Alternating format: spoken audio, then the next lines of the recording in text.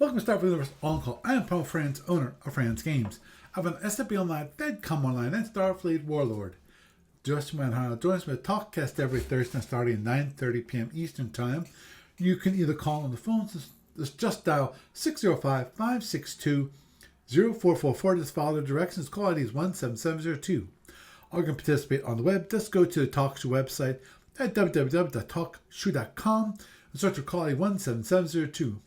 Or for the best online experience, you can go to twitch.tv. That's twitch.tv/SFU on call. And you'll find us there. You'll be able to chat with us, especially if you're right here during the live broadcast.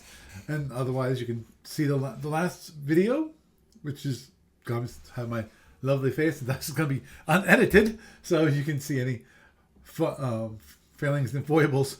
So enjoy. And then you need to contact me for any reason.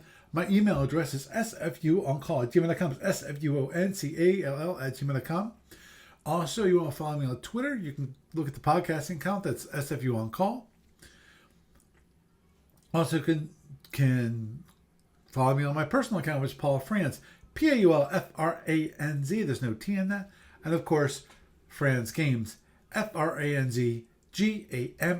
Again, there's no T in that. And of course, if you want to follow me on Blue Sky, I have an account there, which is Paul P. Franz. I think bluesky.social or something like that. I forget exactly the spelling at this moment in time. Also, I've got my own domain set up there too. I have not tried it out to see how it works. Make sure it works right. So I wasn't going to give that out until I had that down pat. Moving on forward, and of course, the lovely Talkcast, Guest to Know podcast, available on iTunes and various other feeds around the net. Some quick news from ADB this week. This continuation of last week when it comes to ADB. It still has that sale going on. 10% off of everything that's on the shopping cart. It runs from, of course, today, which is the 26th, all the way through January 1st of next year. So, if you want to take advantage of that 10% off of everything on the shopping cart, go on there now. Especially if you're hearing this after the fact. Which is most probable. But anyway, moving on forward, the Founder Online store this week is, of course, we're sticking with the Starfleet Times. I just want to tell you about the different issues of the Starfleet Times, and that's 31 through 35. $7.95 normally, but given the 10% off, it's on sale for $7.26. I think I got that right. That looks wrong because I sworn it was like $7.16. Forgive me. But moving onward, issue number 31, there was the Sigvarians, another Omega Sector race, Terminate Rules Test. Not sure what that means, what that is. And of course, Zindarian and Vudar Tactics. On issue number 32, the Eridani fighters. If you want to see the Eridani, see issue number 24. Combo hulled Lyran ships like the Arctic Lion CW, war cruiser, Limping Cat, heavy cruiser, the Manchurian Tiger, the Battle Cat, and the House Cat. Interesting. There are some light dreadnoughts for both the Klingons and the Zinnis. In issue number 33, they have some heavy dreadnoughts in the Fred, Rom, and Gorn. Weird general warships, the Fed turret cruiser. That actually sounds interesting. The Klingon E3X.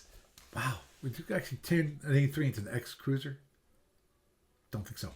But anyway, the Romulan sniper frigate, the Gorn Bubble dreadnought, and the Kari multi-turret cruiser. And you remember the Kari, that was a Module C4 race, Empire, forgive me, right? Which I think all their ships have a turret like a tank. Obviously, Kari, it's reverse the spelling. You'll know who they were talking about at that moment in time in history, in our history.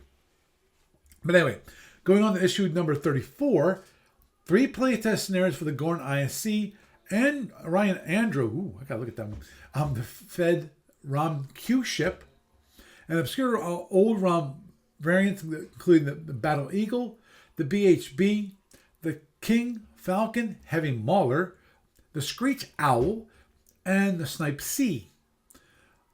And issue number 35, the Soldier, a new race for the Megasect Complete rules were included.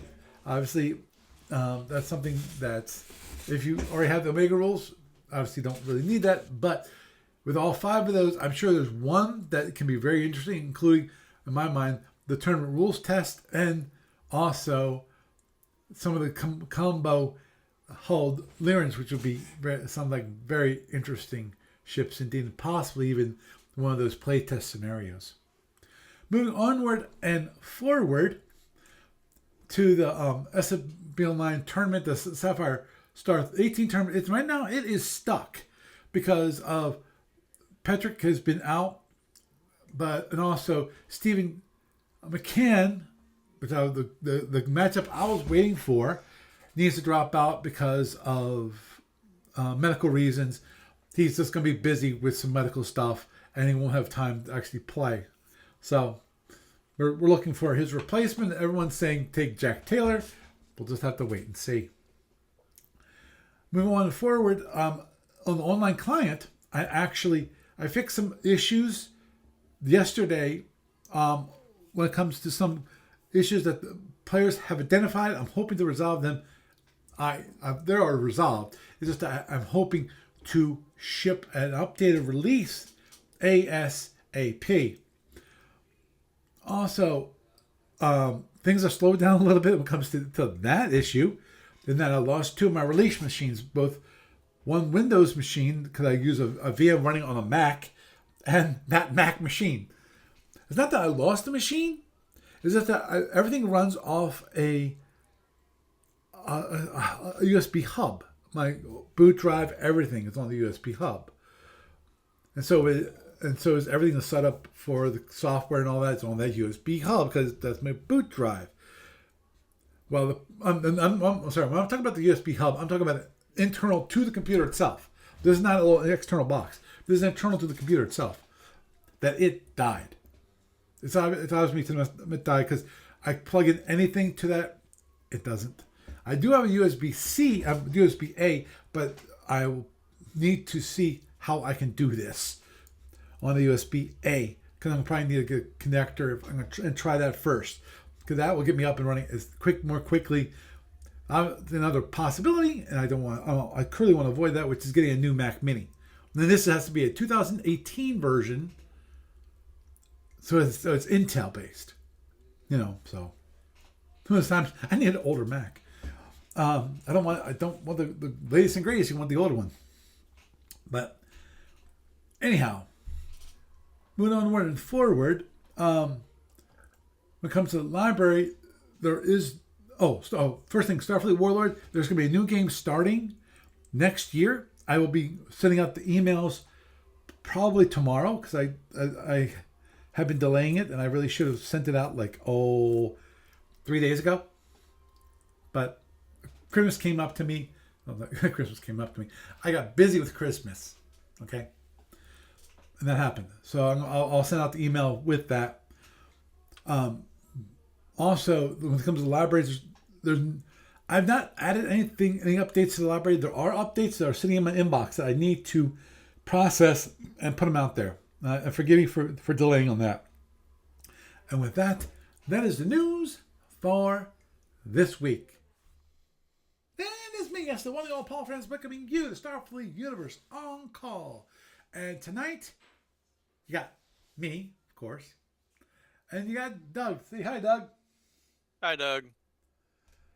And that's it. That's all the people we have currently on the watching or hosting or whatever you want to call it. Okay. Da-da-da. And just don't mind me.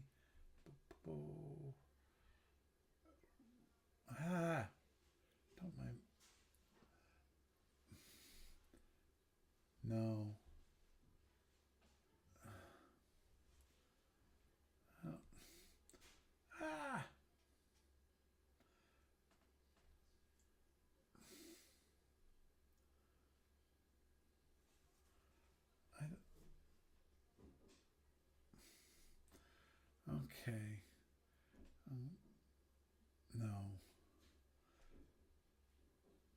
don't mind me for a moment. Let me just see if we can like this, like this. That's what I want. Okay. The Twitch client is just kind of goofy. Because I want to be in the room and actually be able to see the chat in the room. And just it brought me up as in Twitch. So here, you want to watch yourself? Like, yes, I do. But I want to see the chat room too. I want to see the chat. So now that's all set. Okay. For those of you watching my lovely face and listening to me, yes, it's one of those awkward starting the podcast thing. So it is what it is at this point. If you get to hear me fumbling around like a fool. But I know you don't need me to tell you that. That's kind of obvious. So tonight, what I was going to, at least we're going to start off with, we might sidetrack for other topics, especially because this topic might be quite short. And then it's just a quick, definitely brief, given that there wasn't much products put out by ADB this year. A quick year in review kind of thing, and I'm trying to. I did my best to go back, and obviously I have not put out that much either when it comes to different products, different versions, different releases. So and I realized that when I went back and actually looked at my news feed. So it's like, yeah, so far I've been doing like a release like once a year. I'm hoping to up that for next year. Just have to wait and see. You know, the important thing is finding the time. We'll just have to wait and see. But anyway, okay. So this is going to be a year review when it comes to not just SFU Online, but also, of course, ADB, which is the major player here. I'm just a peon.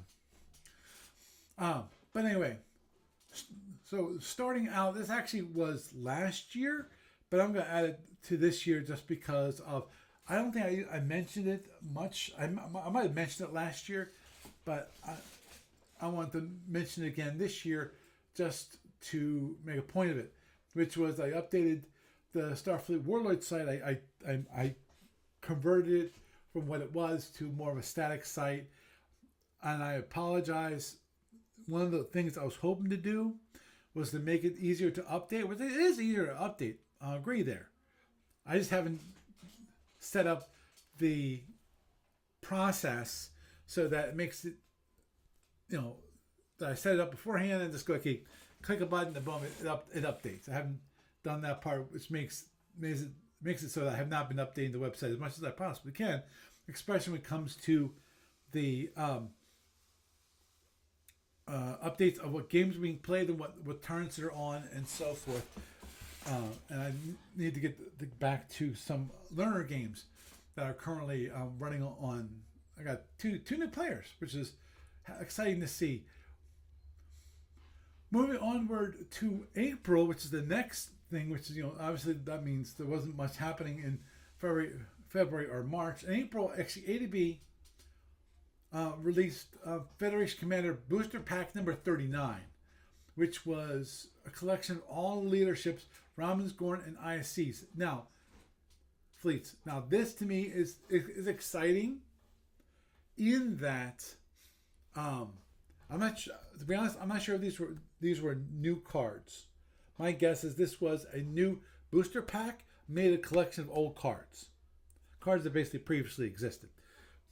Because I remember having a discussion with ADB about this, which is wanting, because they put out the Gunboat release.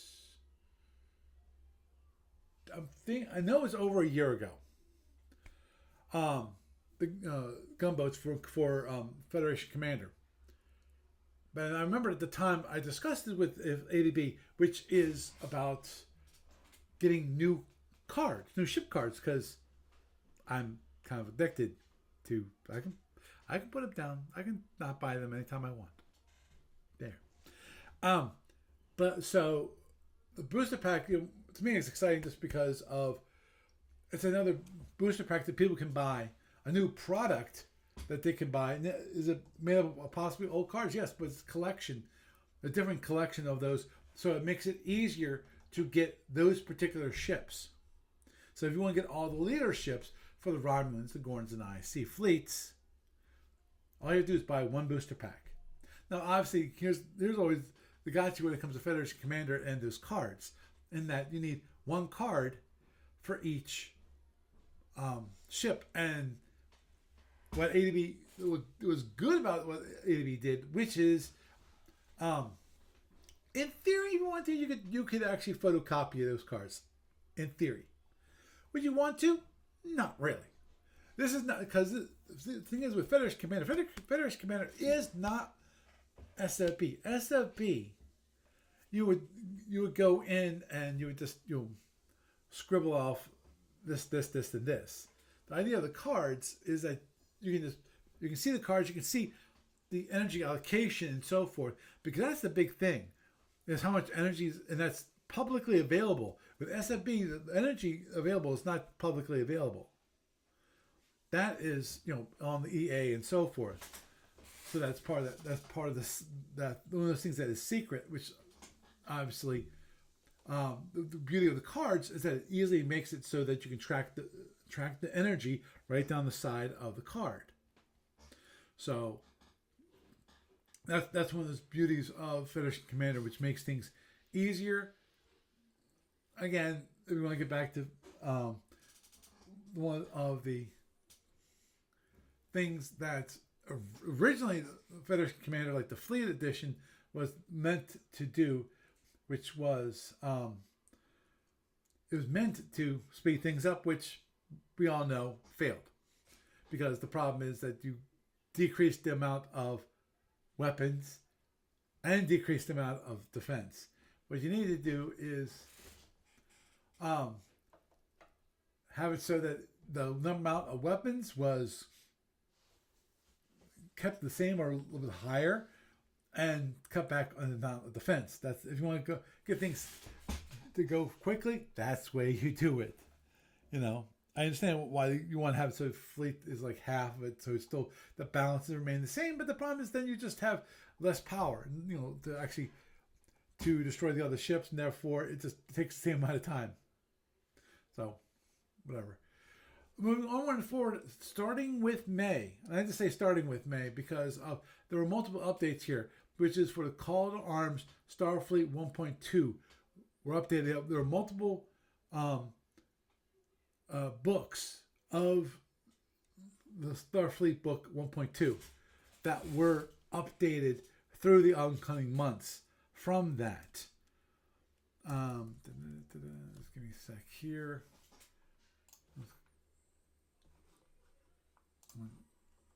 Switch real quick. And that is, it started with, oops, I'm looking back there. It's not even, it's further back than that. Okay. Yeah, back in, this is June, okay. Here's May. May, it started with the Federation roster card pack. That was updated.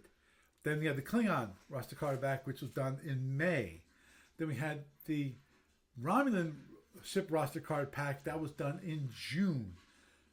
And then we have the Zinni ship roster card pack, which was done in June. Another one done in June is the military bases ship card. That was, again, it says in June. Another one in the end of June was the Gorn ship roster pack. So, there was a lot of updates. And also in August, we had the Orion ship card roster pack, which was revised. And August, the Tholian ship card roster pack. And, and that was it when it comes to the ship roster packs. So, but, so it started in May, but over the months, there were multiple revisions, multiple updates to those ship cards packs. Now, I'm not going to go through every single change that was in all those. It's just that I just want to point out that was updates. There weren't new products. It was just an update to the current product, which is, in my mind, it's always nice to have updates to, especially when it comes to fixing things that were definitely not broken, but were wrong. When it comes to, have to incorporate in an errata like, oh, this what was a Phaser 1 chart was not for Phaser 1, it was for Phaser 2, that kind of thing. I don't know what those card packs look like, so I'm talking out of my butt, basically. So if I'm getting it wrong, I apologize. Now, one of the big things that actually happened when it comes to ADB and SFB and all that in our universe, actually was not from ADB. It was in July the shutdown of Shapeways. That our the current major distributor and creator of those miniatures, Shapeways, shut down. In which case, ADB had no way of shipping miniatures to people other than, of course, we still had the old. Is it The lead? old blister packs? I'm thinking about the lead. Was it lead or Yeah, the old blister packs. the old blister packs? So if they had those in stock, you could get those. But still, they didn't. It's not, of course, because Shapeway has had an awesome selection of miniatures. That's what was used, and at the moment, and as of this moment, there's been no news about a replacement for Shapeways. They are looking because they back in. Well, weren't you saying last week that Shapeways is coming out of bankruptcy and they're going to be going back into business, but they were modifying how they were going to do their thing with people Yeah, that's what or with that business? was definitely part of the history. But let me get back to some of the history when it comes to replacement for Shapeways, which is back in October that he posted on Facebook saying we are making progress in the search for a 3D printer that can handle the files from our creators that are from now defunct Shapeways, and actually they have some sample minis that they got printed out. Yeah, the white is. Yeah, using white is not exactly a great color for the mold. They were showing off the 7,000 Ramen Fleet Hawk, core collection, which was the Condor, the Firehawk, the Royal Hawk, Sparrowhawk, Skyhawk, and Seahawk. They basically wanted them to print out a sample so they could know what does it look like. And the biggest issue people seem to have, let me just double check because there's only one. Yeah, they say some people are saying it looks fine. Obviously, one person mentioned how the white just kind of washes details out, which I kind of agree with that. The thing is, when you paint it, it's not going to be white anymore. So, if you don't want to paint it, then yeah, you don't want it white. But that was back in October. I have not heard any progress when it comes to getting a replacement. I'm hoping they'll get a replacement, as I think we all do. Moving onward and forward to September, the Capital number 53 was then made available on various ebook sites. Warehouse 23, Word Game Vault. What's the last one?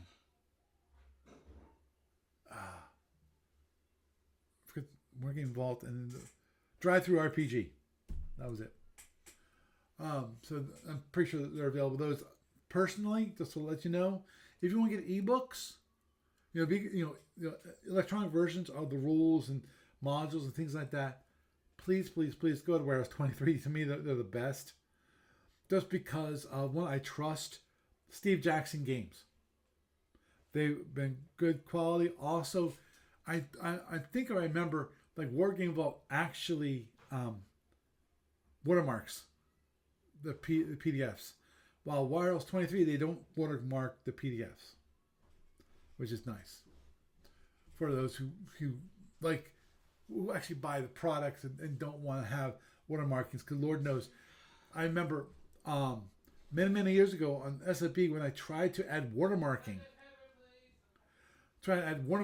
to the ships, I got massive blowback from players who said, this makes it unusable, blah blah blah blah blah blah.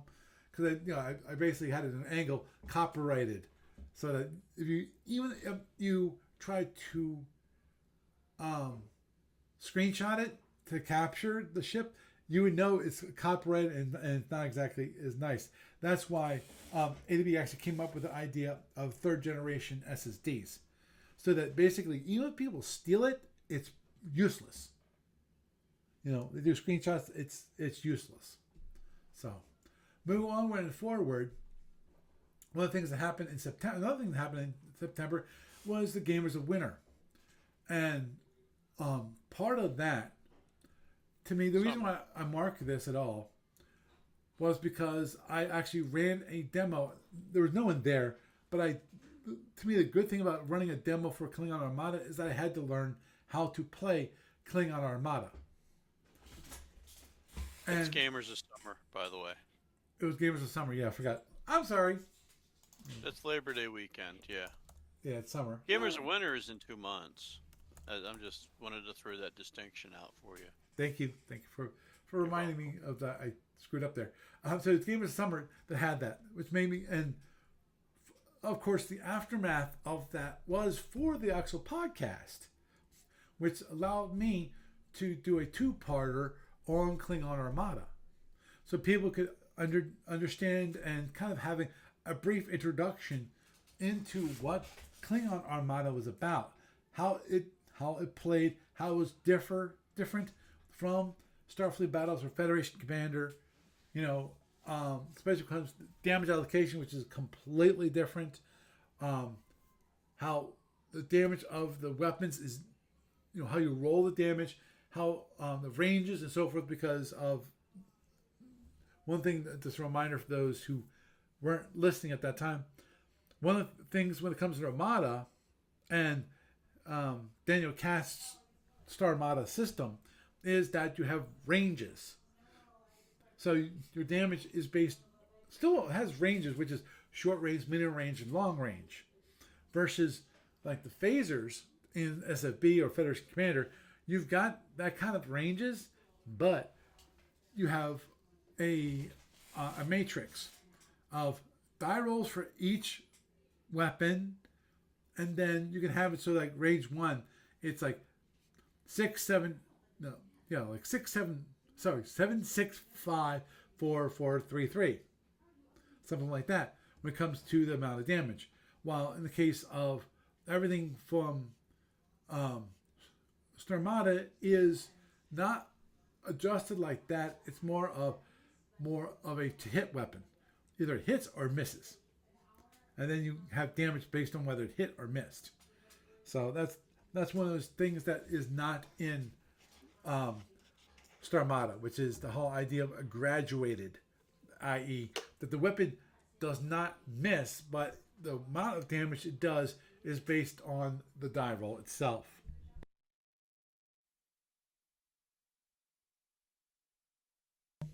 And just a quick mention in this whole thing, just because of it had been so long since I did this, which was there was a new SFB Online tutorial to show how to play Starfleet battles using the SFB Online client. And that's something that I had set for a number of videos that I was going to do, and I forgot what happened. Something happened, and it got sidetracked because of other things that I got busy doing. Because I'm sorry, SFB Online is not my only thing. I wish I could not have a day job and just run SFB Online all the time and focus on that and Starfleet Warlord and so forth, but I can't do that. So anyway, moving over to November, and that was when I released an updated version of the client. Unfortunately, found out that there was a problem with the installer and using the latest version of the JDK with the old installer creator. So when it comes to Windows, so I need to redo that, and I haven't got around to actually fixing that and actually doing all of that.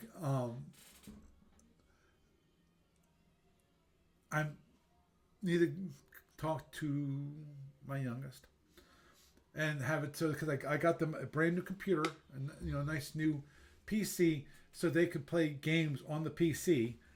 But part of that deal, so that I can basically make it a business expense, that you can use it for creating installers and testing things when it comes to Windows and SFU Online.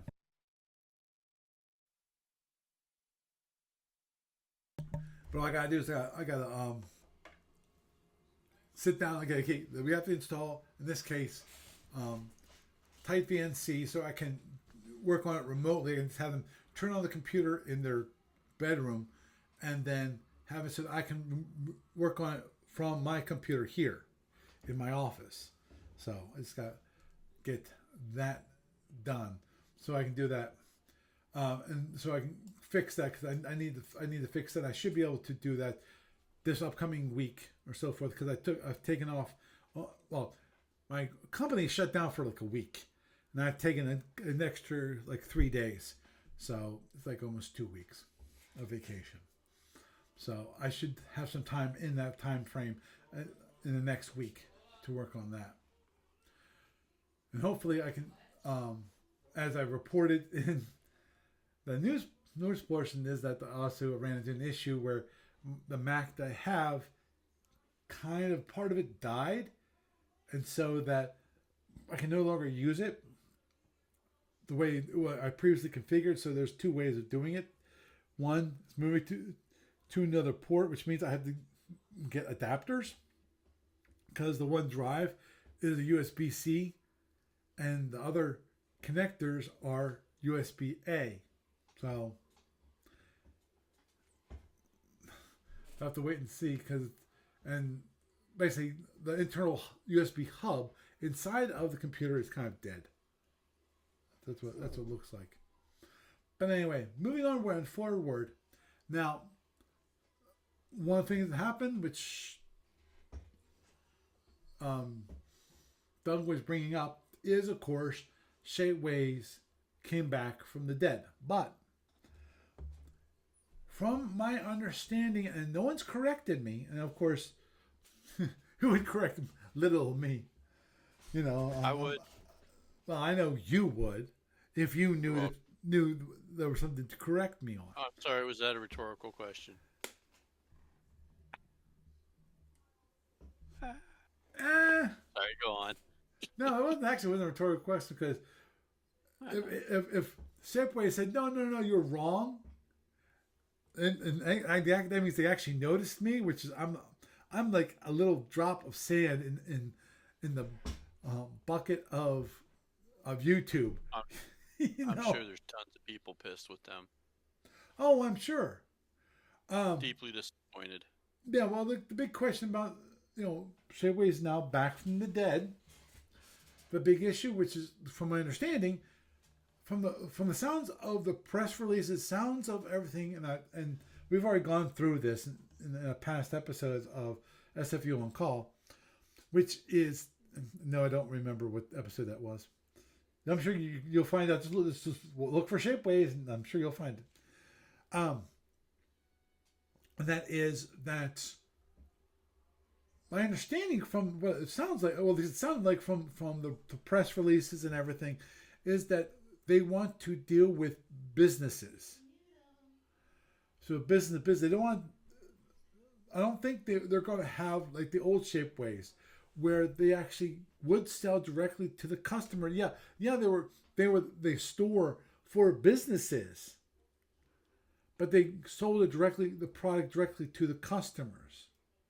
And my feeling about it, and I'm saying feeling because I don't know, and this is my guess, which is that most probably what they're going to want to do is to make it so that it's profitable.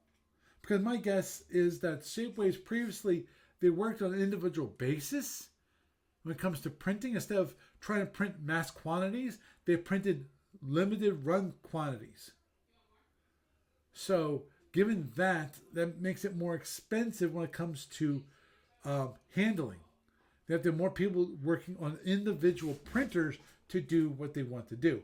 Versus if they can get it so that they have more robust and um, commercial 3D printers that can actually print out a number of the miniatures, possibly even going to the point of not using 3D printing. Maybe using 3D printing to print the molds and then do molds for it, or do print out the models in plastic and then make a mold from the plastic model, which always gives you lose detail when you do that. But that's one way of doing it. But the idea being that I think that what from the sounds of it, Shapeways might be looking for business to business transactions, so that okay, you have to order maybe 10 or 100 or whatever. I'm not sure how many, but Would you like my quick take on this? it's just a moment. And so that the business will have to buy that, and so that they can actually do multiple. They can actually do runs of a single miniature. So, go. My take on it is pretty simple. They're a print-on-demand service, and basically, like Amazon has print-on-demand printing services where you can buy a book. They print your book out, they mail it to you. Whereas what they're probably looking at is it's going to cost them the same to run a batch. If they're using a 3D printer, they're just printing out X number of models and then sorting them out afterwards.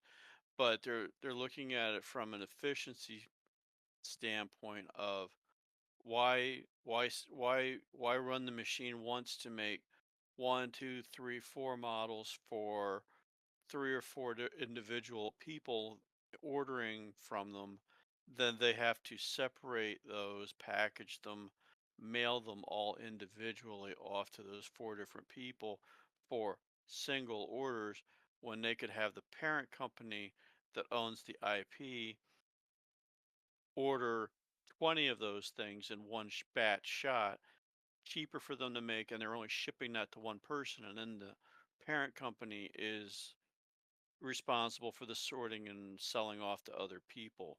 So, because they're coming out of a bankruptcy and they've probably got a lot of corporate decision making going on about how to save money and do things cheaper, that's probably what you're going to be seeing.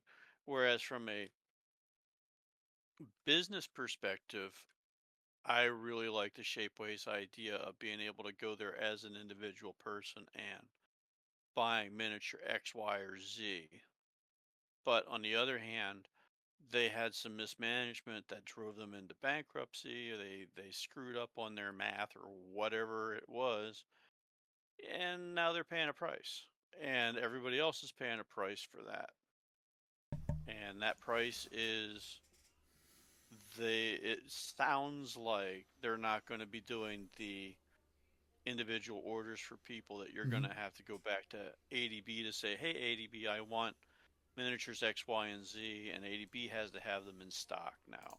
Right. So ADB is going to have to go back to Shapeways and say, oh, we need to stock up with, whatever the minimum bulk order is for miniature X, Mm-hmm. miniature Y, miniature Z.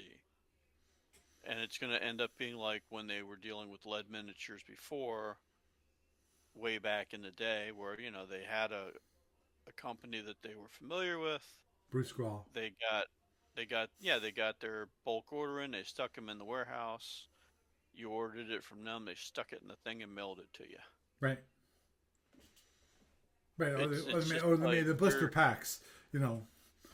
yeah. It's like we're in the age of we're in the age of everything on demand, and they're taking a step backwards Mm-hmm. because they screwed up their business model. But they're still there. I mean, that's the one good part about it. So maybe someday down the line, they might go back into that relationship once they figure out how to do it in a more profitable basis. So there you go. That's my take on it. Yeah, yeah. Basically, you're thinking the same ways. You read it the same way I read it. Yeah, Yeah, and I just may have stated it a bit differently. mm-hmm, agree. But yeah, A different a different insight on it. Yeah, there you go. But yeah. Okay, so next cow to beat. Next horse in review. yeah, yeah. I said horse review. Dead horse. That beat a dead horse. Yeah, agreed. Obviously, Especially in year in review, we just talked about this last week. yeah, and obviously, one thing that um, is important, I think, for ADB is that, and this happened recently, so I'm still including it just because of the one thing. Okay, I'll mention it here, which is that ADB, Steve Cole has some health issues, and therefore it made it harder for him to work. Because he's old school. That he really doesn't do work at home. He goes in the office to work. I'm not sure if he could, in theory, work from home. I don't know. I am not going to even speculate. Thank you about it. But while he was dealing with his hip issue and recovering from the surgery, he didn't do much work. But so coming into this December, things started ramping up some. And one of the things that ramped up was that they were able to find a small batch counters place that produced I'm assuming pretty good quality. Now, my only concern about that at all, I'm gonna go look at this for a moment. See if I can see it on here because I don't see the issue on these.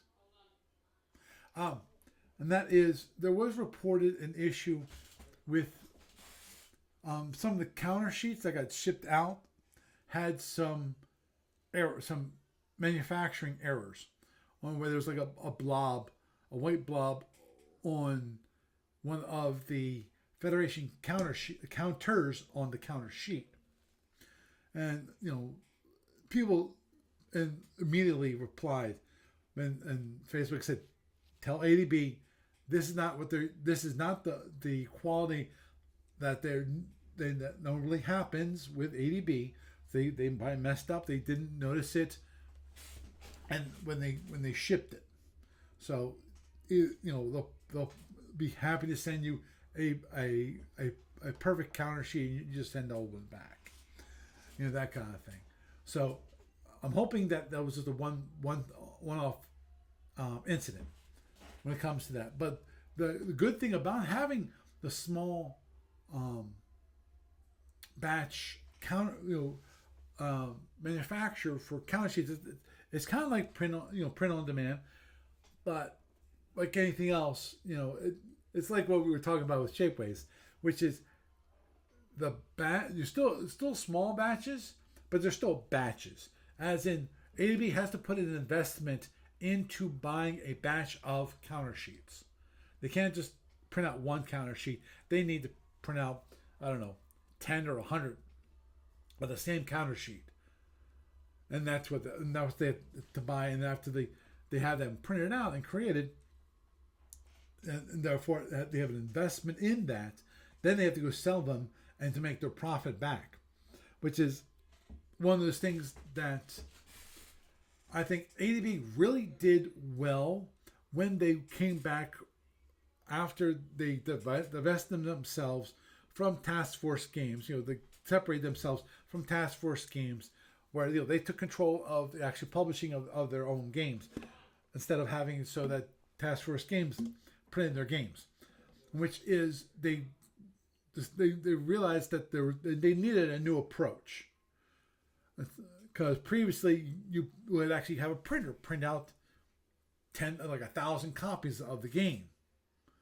No, what we're going to do is we're going to print out on demand as many copies as we need when it comes to the rules and things that we actually can print. The covers, obviously, they have to buy it in batches. But in the counter sheets, again, have to buy in batches. But the modules, anything that was basically rule books, books, you can actually print it out on demand, and therefore save on when it comes to the amount of money you have to invest at that time. Just to make sure, of course, they had to invest in the proper printers, but they did. They spent good money on those printers, because from the looks of it, they bought high quality printers that can print out them really quickly and were good quality, and that they lasted a long time. I know it wasn't this year, a few years ago, where they actually had to replace one of their printers because it died, basically. But anyway, but that's one of those good things that happened in the latter part of the year, so that what has run out counter sheets, they now can print out those counter sheets and be able to sell copies of those products once more. Because things like let me bring it up real quick. I can't tell I'm on Facebook, but that's where they announced some of the stuff. That is, they had everything for the Federation Commander, Klingon Border, Graduation, and Klingon Space were now available, but they didn't have counter sheets. But they placed orders for the counter sheets, and when they got them in, now they can actually sell those once more, because previously they didn't have the counter sheets, so they couldn't sell those products. Same for Starfleet Battles Basic Set. They had everything else but the counter sheets. So I think at one point they actually had to remove Starfleet Battles Basic Set from their online store. So they couldn't. Well, you can't put it up for sale if you can't. You can't sell it, yeah. Right, you can't actually ship it. I'm just saying, wow. Yeah. That's all. So that's one of those things that the small batch printers for creating the counter sheets that allowed ADB to do, and they were fortunate that they were able to find somebody, which was cool, because I know that was one thing they were discussing on the discussion board, and I brought that up previously about it.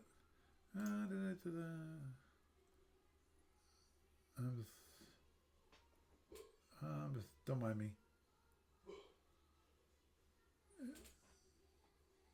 To do. Asked me to do the art. Oh, okay. Sorry, I was just looking at.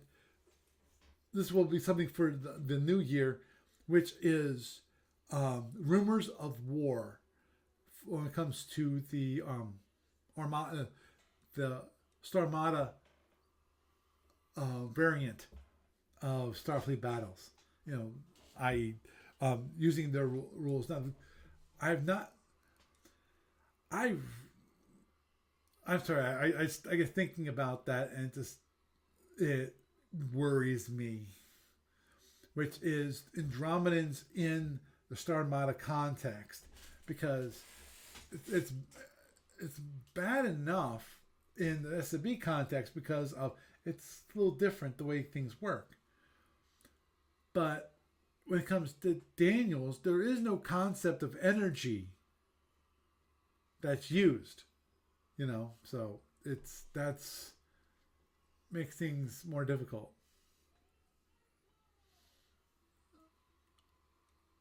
Well, it'll Uh, just be interesting to see how he handles it. mhm.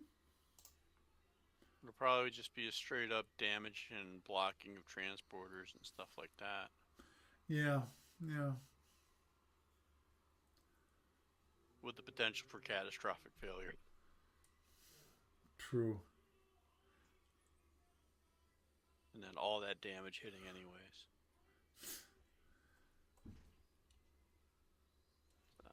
So, Yeah, that's you. Okay. Okay. That was the weblog account.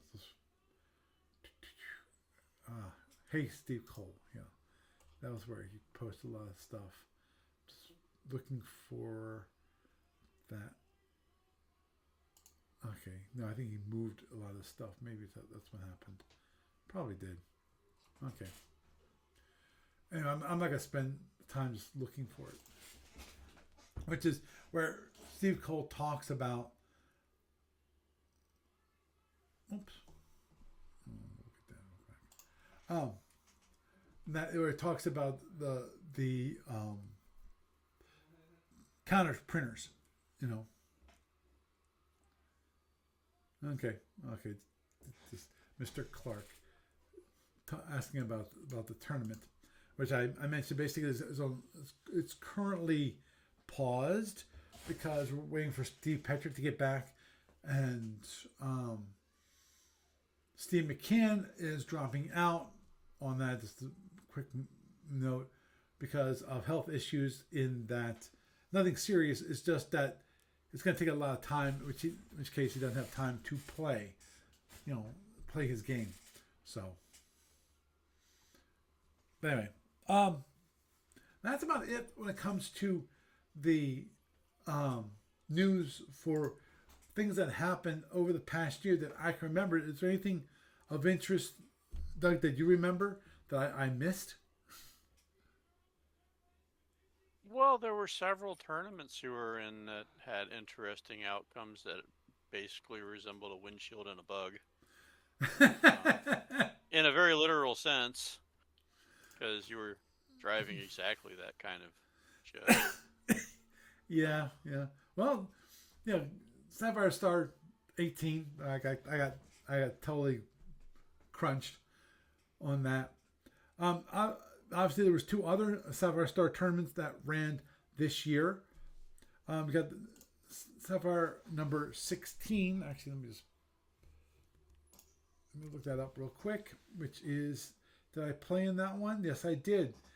And oh yeah, that one. Um, that was I played in the LDR again, and I flew against a Firehawk, and I got crunched on that. I don't remember um, what I did. Well, how I got crunched. Oh, I'm in the not. LDR? Yeah, I remember that. Basically, he outplayed you yeah, in that he just kind of was able to outguess you like a little bit at a time, right in the crucial spots at the yeah, end, yeah, yeah. and you ended up getting Mitzia'd to death. If I remember kind of correctly on Hmm. that. And then we have, of course, the Celtori You versus missed it. versus Fed, which I in 17, which I lost Yep. against the Fed, which is difficult. Uh, which I remember you at that time complaining that I wouldn't stick with one tactic, wouldn't stick with a strategy. I Well, was that seems to be the thing. It's like you had a battle plan in all three of those, and then like the old saying goes, the plans fail at first contact with the opposition there. right. But you kept wiffling on back and forth on what you were doing, and your opponent kind of stuck to their plan, and that was the huge difference in all three. Yeah. Uh, Well, actually, the third one, hopefully, I stuck to my plan. It's just that I made some mistakes. My plan being trying to avoid getting close, try to keep distance as much as I possibly could. Now, well, he was getting really lucky on those hits too. yeah, Fusions are not exactly a mid-range weapon, and he was mitsying you to death with them. yeah. Well, the Once he got a shield down on you, he right, managed to stay on it, and that's what ended up killing you. and well, also me turning my ship to bring my down shield facing him. And That that's did not help. yeah, that's when Yeah, he fired the fusions helped him. from the hydrant, but first the ones from the right side, and then he turned to get the left side ones because I was center line on that. Did And you get internals on him?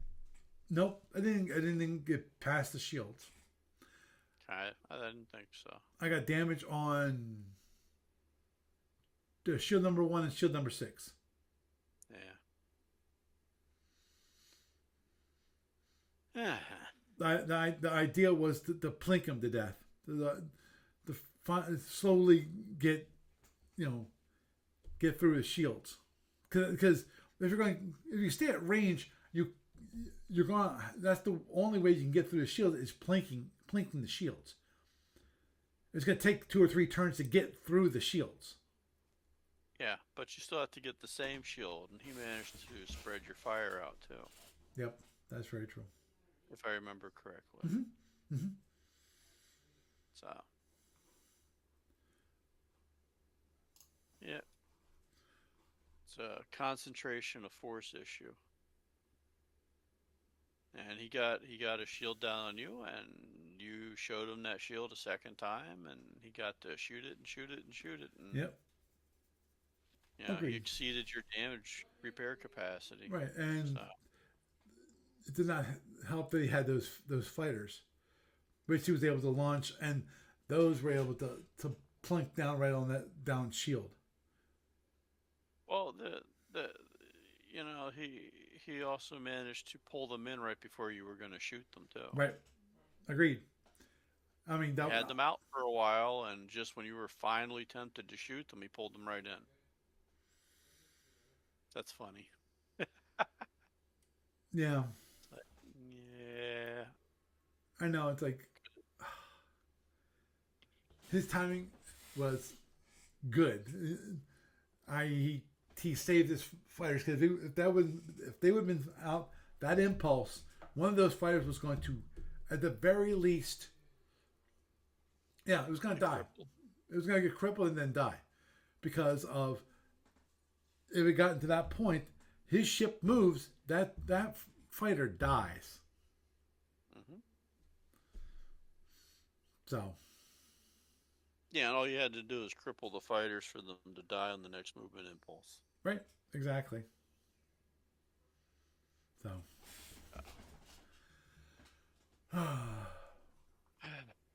yeah, well, hopefully we'll get 18 going again. Yeah, one thing that Steve Cole just mentioned about 18s for those of you interested, and that is that the matter of the whole issue with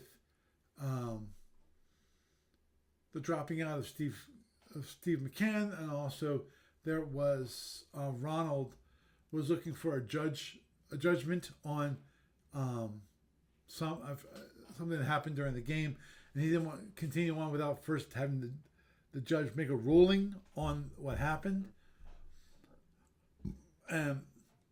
So they said, and Steve Cole said matter is being reviewed. That Steve Cole wasn't the one reviewing it, but it was mentioned in the last staff meeting. And I'm not sure how often they have a staff meeting, whether it's weekly or what. My assumption is that it's weekly. At least that's the way I would do staff meetings. I have it once a week.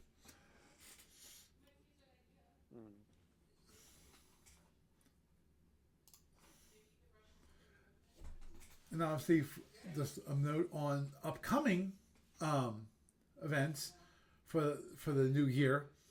which is, of course, going to be Gamers of Winter. Yes, actually, this time it's going to be Gamers of Winter, not Gamers of Summer. Gamers of Winter. And We may still have Gamers of Summer yet later in the year.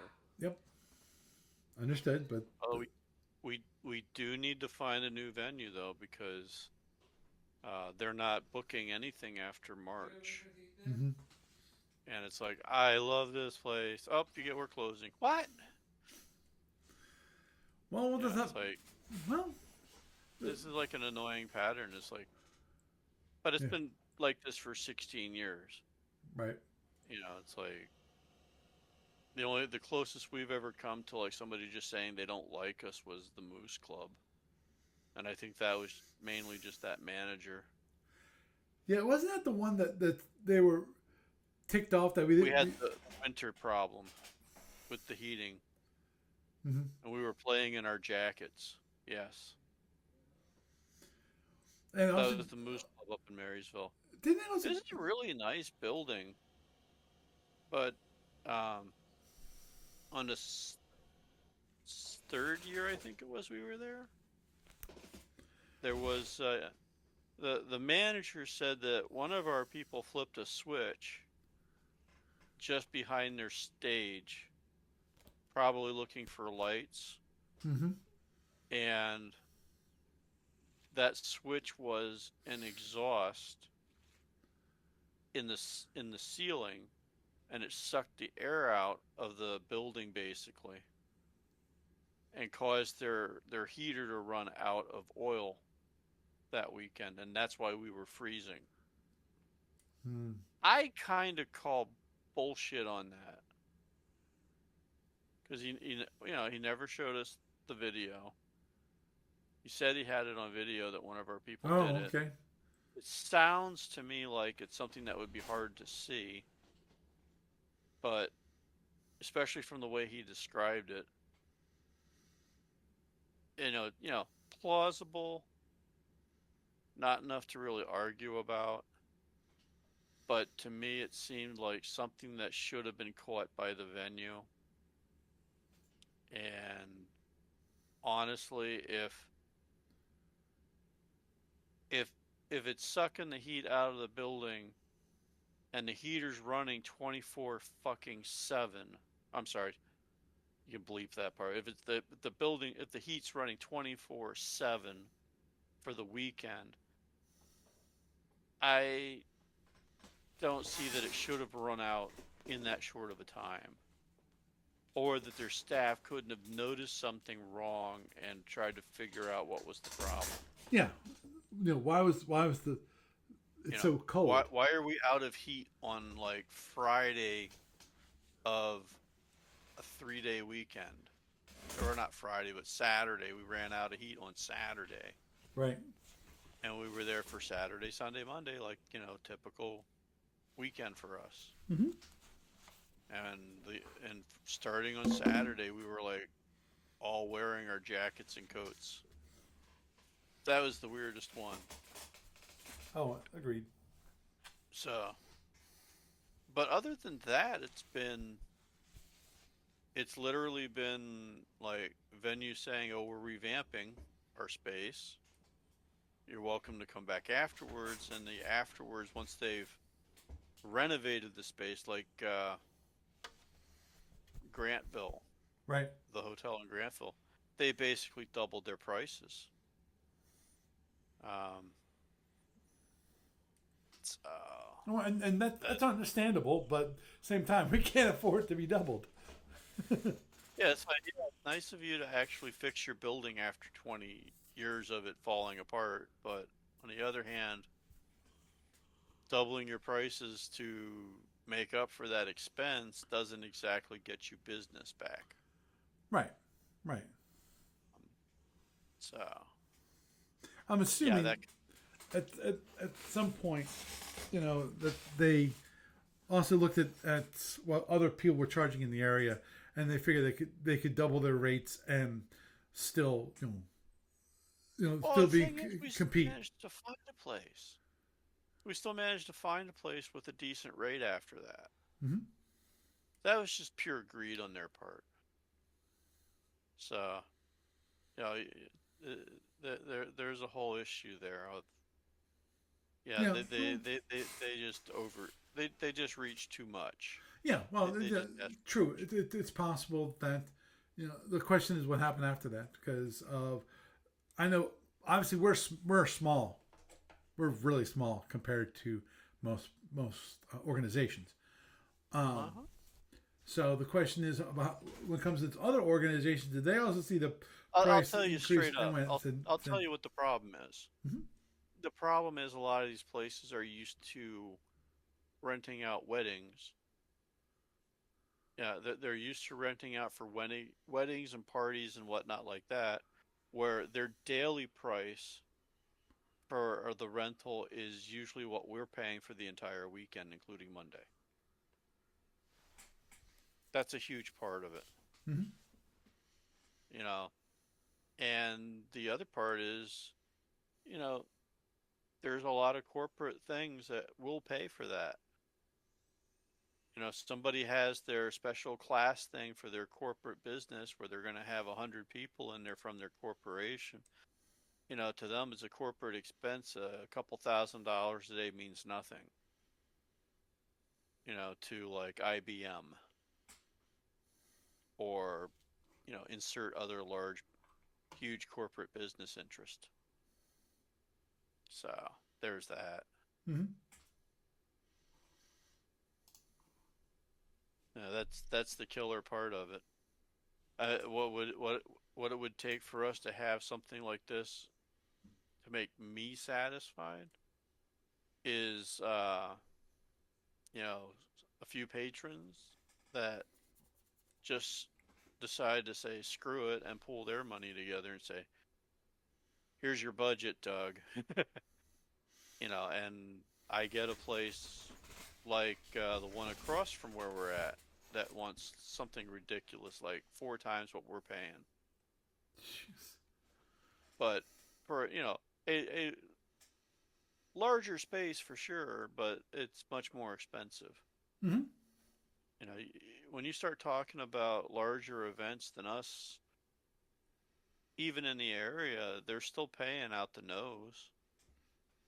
So I don't know. I mean, there's a couple other semi-competing events that they're at least not on the same weekend as us usually, Mhm.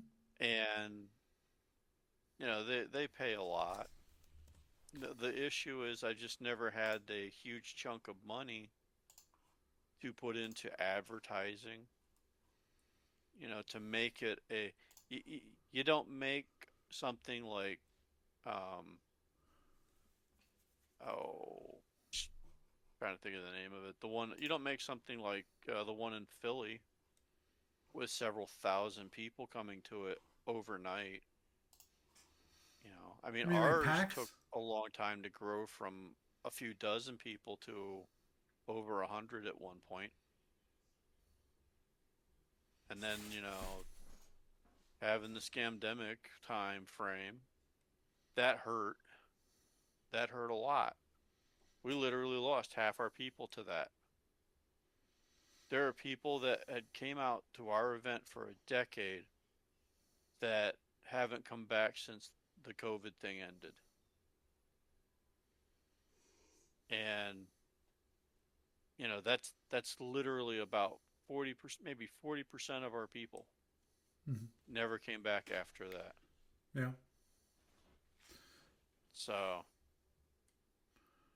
Yeah. yeah, maybe we've had a few new people come in, few extra small groups, but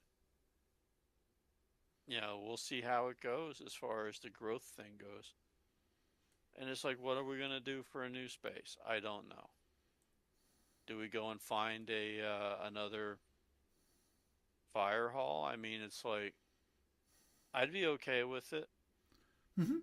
The only issue I have with it is actually getting them to do it because when we were doing the one in Paxtonia, Right. I got that because hey, that I could walk to that. It was a few blocks from where I was living at the time when we started there. Mhm. and they gave us a good sweetheart rate because I'm a guy living in the neighborhood, Right. and old guy living in the neighborhood, and you know. But when I've tried to talk to fire halls that are outside of where I live, I'm not getting any real good feedback from them. And part of that is we are competing with, you know, with them scheduling weddings and stuff like that in. And like I said, they'll charge $1,000 a day plus the whole big cleanup fee and everything else under the sun that they can to milk a wedding party. I should say to maximize their profit from a wedding party. And the wedding parties will just pay and pay and pay. Yeah. And we can't do that. Oh, understood.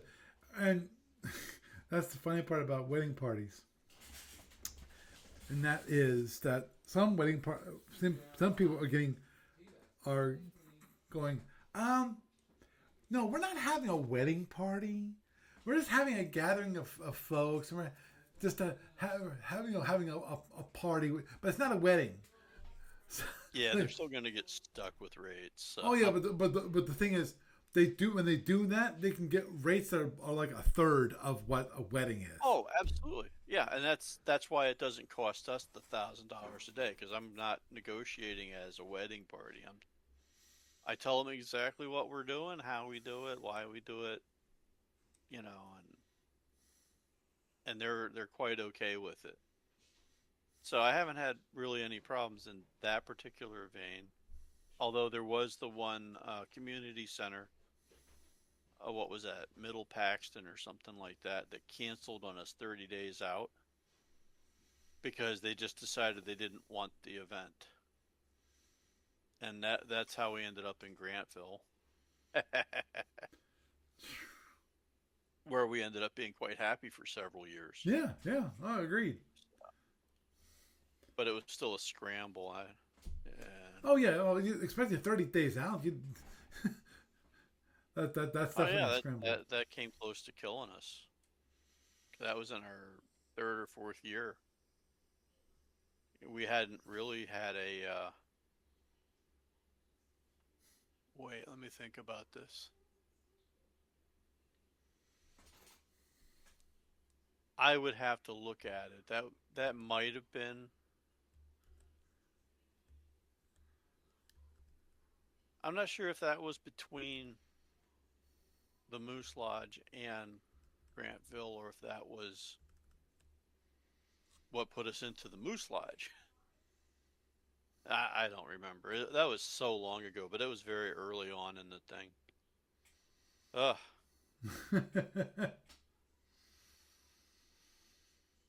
But yeah. Yep. If you want, why don't you post some pictures of your miniatures from like, because I found some when I was going through some old images, but I haven't done it yet. But you could do it if you want to post some images of your miniatures in use Hmm. from when we were in Grantville Hmm. on the gamers thread on Facebook. Hmm. There are actually some really nice images. Right. So there's that. Okay, what year was it? Oh, Grant. good lord.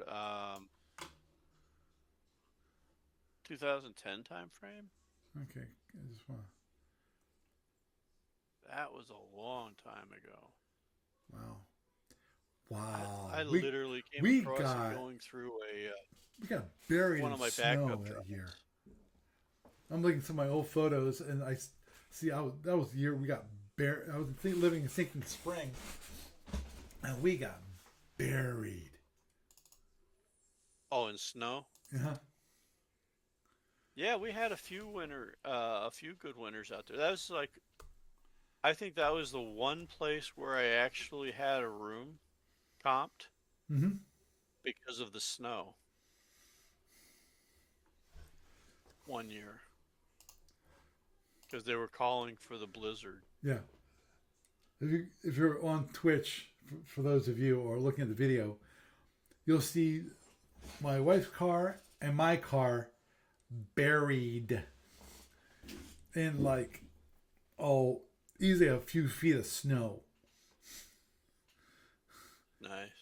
Yeah, this is when I I I dug out the cars, but I didn't actually remove the snow from the cars.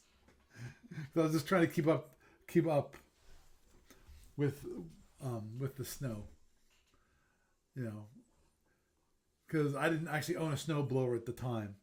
I would borrow it from a neighbor. Kitties. Oh, this is a yeah. I got a picture of one of my neighbors digging me out. Whew. Man, that was one big snow after another. I remember that one. Hey, kitties. I got lots of pictures. If you look at my photo album, you'll see so many. Oh, 2013, I Which one? think. Okay. Yeah, I just found a convention images, Gamers a Winner convention 2013, and Oh, here geez, are some images. I gotta delete those. I got some. What? Um. The basement No. of I take pictures of our shopping list. I think I have a picture from our shopping list from 2012. Mac and cheese, half and half, shredded cheddar, frozen yogurt, and double stuffed Oreos. You know what gets me going through some of these images? What? Is seeing people and how much they've changed over the years. Yeah. Okay. Oh, that's when there was Eric right there in an image, and oh my God, he looks so young. Oh, understood. Oh, don't I know it? And there's a couple of Klingons and a Fed. Oh. All out there on the minis map. Sorry, I'm looking at I'm still back in 2012. Some of these pictures actually of my daughters. Okay. Was it summer or winter? Okay. This was winter. Okay, so kitties, hi kitties. Let's see. Oh, I remember this one. Oh my. 2012. My son was up in New Hampshire, and we actually there was a place that basically it's a hotel, but it's more of an apartment that you rent out, and we actually made Christmas cookies with my son. It was cool. That was cool. Susie Joe Donuts. There's a picture of you playing Titan with Barry standing next to you. Okay. I think Barry might have been playing as well. There was at least 3 of you playing.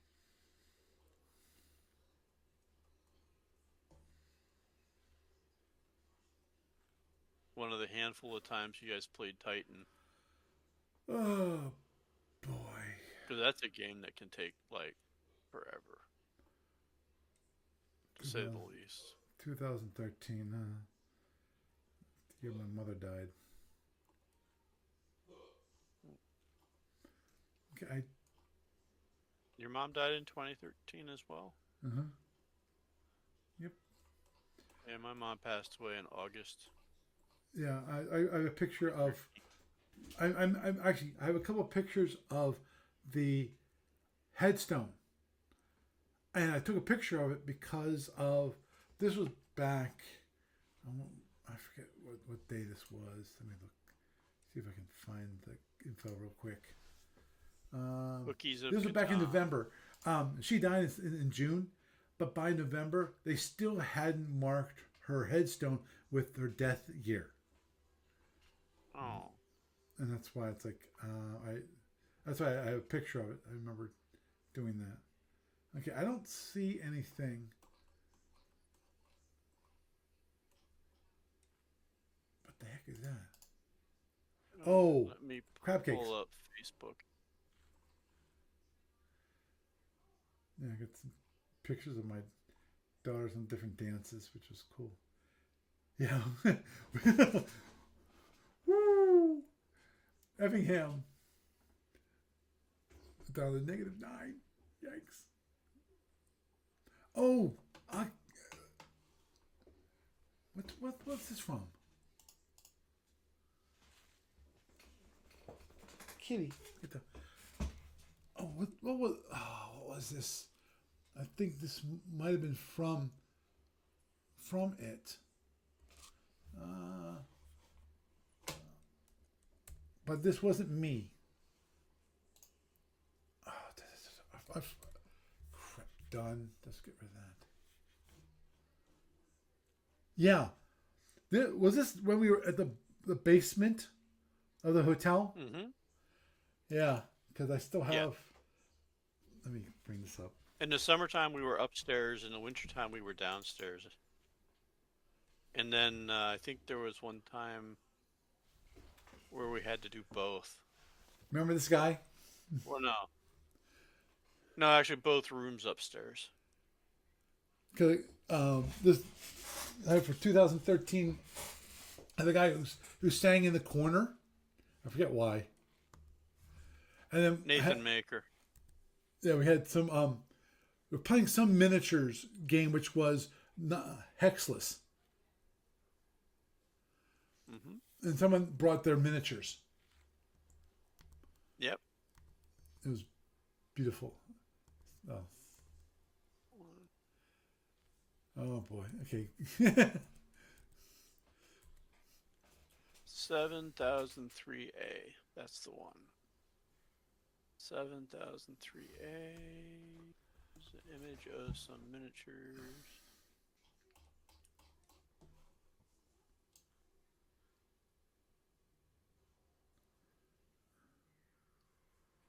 Kitty. Mm-hmm. I know there was one year that yeah, I remember we were upstairs in the one room where actually I set up. I was playing with the miniatures. I forget if I took any pictures of it. There, I just posted it on Facebook in the gamers thread. There's one from 2013 with some minis. Okay, there it is. Whoops. Somebody.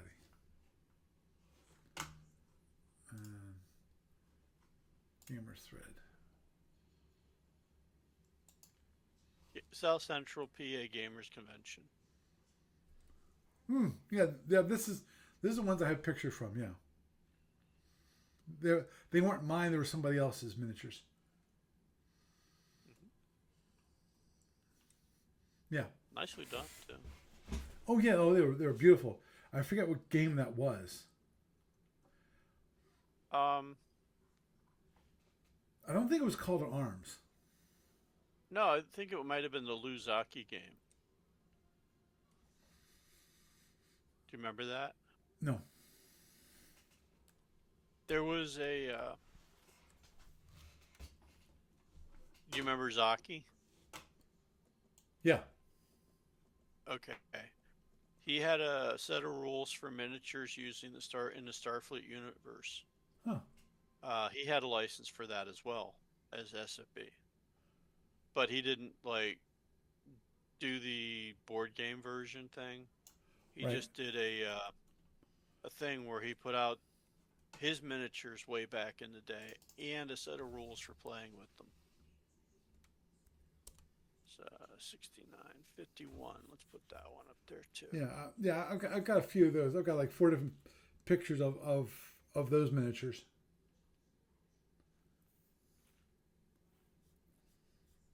I'm surprised you don't have a set of that. I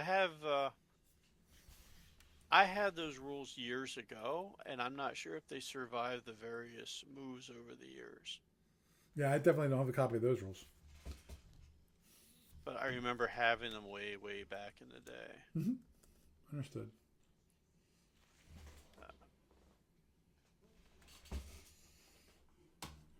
Okay. Well, Doug, I'll definitely post those pictures. Um, And there's Mike, who passed away the other year. Yeah.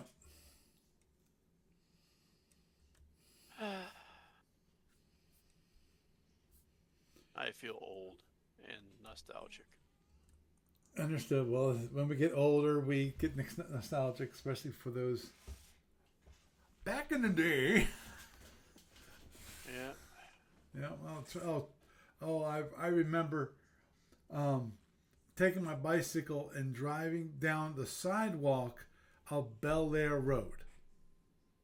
And this is when I would take my bike and I would ride it for like 10 miles. You know, I lived out in the burbs where if I wanted to go anywhere other than around my house, you know, around my neighborhood, I actually had to travel a good distance. And this is in the era where my mother would let me ride my bicycle 10 miles away from the house. Mm-hmm. Can you imagine that today? You know? So, anyhow, it's getting late. I got to shut this thing down. The only reason I'm not completely collapsing at this moment is because I had a nice nap this afternoon because I'm not working. But anyway, I still got to wake up early tomorrow to go to mass. So. Yeah. Feel free to give me a holler sometime this weekend. I might go work on storage a little bit tomorrow, hopefully. Mm-hmm. You know, as long as we don't get like snowed in or something weird off the hand. We shouldn't. Yeah. My understanding is that we're not supposed to get any more snow. Of course, I didn't think we were supposed to get any snow on Tuesday, but we got snow on Tuesday. I saw some calls for it saying we would get more snow, but it just wasn't a lot. Mm-hmm. So, there's that. Understood. Yeah, thanks for having me on. Okay. You're welcome. Happy New Year to everybody who we might be listening to this later on. I think we are looking at...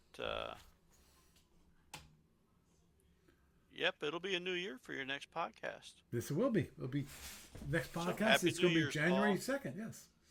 Happy New Year. Okay. You have a good night. You too. Thank you. So, a nice review of things past and things future. Obviously, mostly in the past, and you know. Hopefully we'll have a good future, especially when it comes to ADB, and hopefully we get the whole Shapeways. Well, I'm assuming they probably won't go back to Shapeways, and because I'm not sure if ADB will actually be looking for such a deal, because again, as I mentioned they have a lot of models, but I don't think they could actually stock up on all those models. If Shapeways goes that way, and I'm not sure if ADB actually can, if there's any company that actually will do the one, you know, the single serving kind of 3D printing kind of thing that Shapeways was giving, which was great, but not profitable, which is the problem. So hopefully that will be done. Hopefully we'll be now that ADB has got the smaller batch counters, counter sheets, they can get those products moving out the door. And hopefully with ADB's previous medical issue being behind them, they can all move forward and hopefully get more products out the door. Hopefully, please. The one thing that I think everyone's been waiting on for way too long, and Lord knows that I probably need to even review what I submitted. How many years ago is it now?